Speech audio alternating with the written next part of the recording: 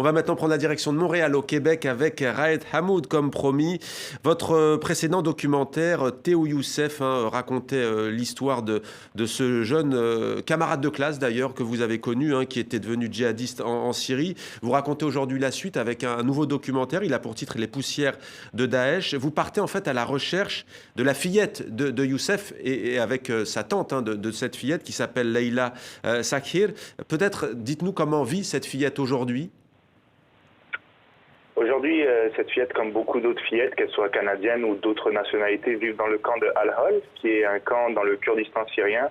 C'est un camp où il y a environ 70 000 personnes et ce qui est vraiment très impressionnant lorsqu'on arrive au camp, au-delà des conditions humaines qui sont assez déplorables, c'est l'immensité du camp en fait. C'est une ville et ça m'avait beaucoup touché de voir cette immensité-là et des gens qui vivent aujourd'hui hors du temps en fait. On dit souvent que Daesh c'est le Moyen-Âge et que c'est un retour en arrière. Mais ce qui reste de Daesh aujourd'hui, c'est des gens qui vivent complètement hors du temps. C'est comme ça que je l'ai perçu. À combien on estime le nombre d'enfants venus du Canada, de France, de Belgique, de pays, on va dire, entre guillemets, occidentaux et qui se retrouvent dans cette situation, dans ce camp précis? Alors, les chiffres, c'est toujours dur à les avoir totalement précisément, mais en fait, on pense qu'il y a une quarantaine de Canadiens, dont 26 femmes et enfants. Et c'est ça le chiffre qu'on a, donc 26 femmes et enfants. Il faut se rendre compte, c'est un bus scolaire, quoi. C'est-à-dire que si on veut rapatrier ces gens, c'est assez facile sur le plan de la logistique. En tout cas, c'est le combat de Leila Sakhir qui illumine l'écran par la force de son humanité. Elle est déterminée à sortir sa nièce d'un camp où règne la maladie et la faim. On regarde la bande-annonce.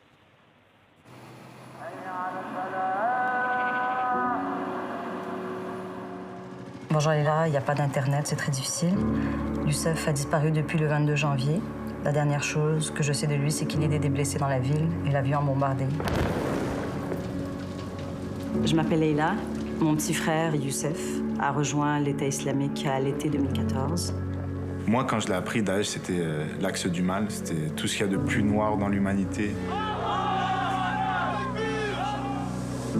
J'espère qu'Allah reprendra nos âmes bientôt et qu'on rejoindra Youssef au paradis.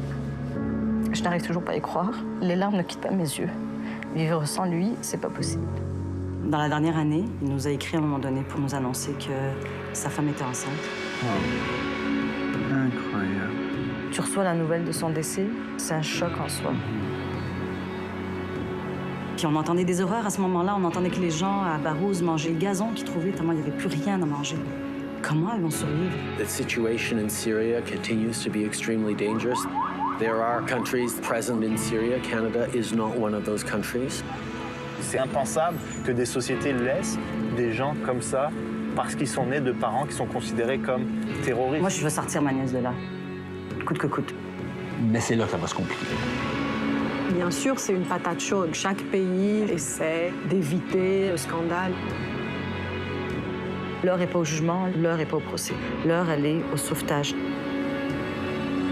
On sait que dans les camps, à l'heure actuelle, les femmes notamment contribuent à continuer de radicaliser les enfants. Can you understand that this is exactly why some people there don't want you back? Je ne sais pas ce qui est faisable. Par contre, je peux dire ce qui n'est pas faisable. Et c'est de rien faire. Les poussières de Daesh, un documentaire touchant qui n'accorde l'absolution à personne. On vient de l'entendre, Leila est prête à tout pour faire revenir cet enfant, soit au Canada, dont elle a théoriquement la nationalité, soit au Maroc, d'où est originaire la maman. Quels sont les obstacles? Ils sont politiques, ils sont économiques, ils sont sociologiques, culturels? Il y a un peu tout, comme on le dit dans la bande-annonce, c'est une patate chaude pour n'importe quel gouvernement. Et moi, je sais, j'ai suivi la quête qui est très émotionnelle de Leila, mais j'ai essayé d'amener un peu d'objectivité, entre guillemets. C'est sûr qu'on est attaché par cette histoire d'une manière personnelle, mais je comprends une population canadienne ou une population française ou un gouvernement qui se dit mais pourquoi et comment je vais ramener un problème ici.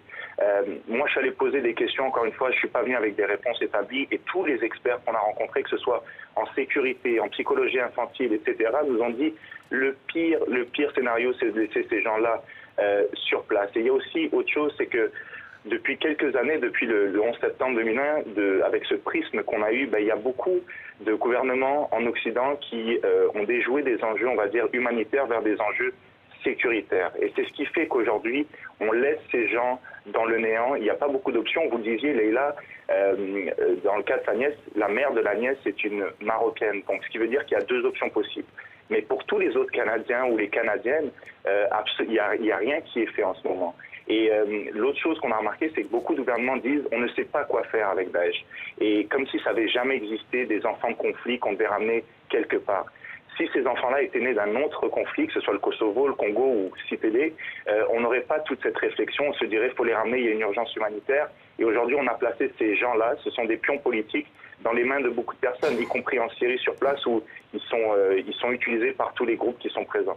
Raed Hamoud, restez avec nous. On vous retrouve dans quelques instants. Je rappelle d'ailleurs que des familles et 76 élus français ont adressé une lettre ouverte à Emmanuel Macron il y a quelques jours pour demander le retour des mineurs de nationalité française retenus dans ces camps en Syrie.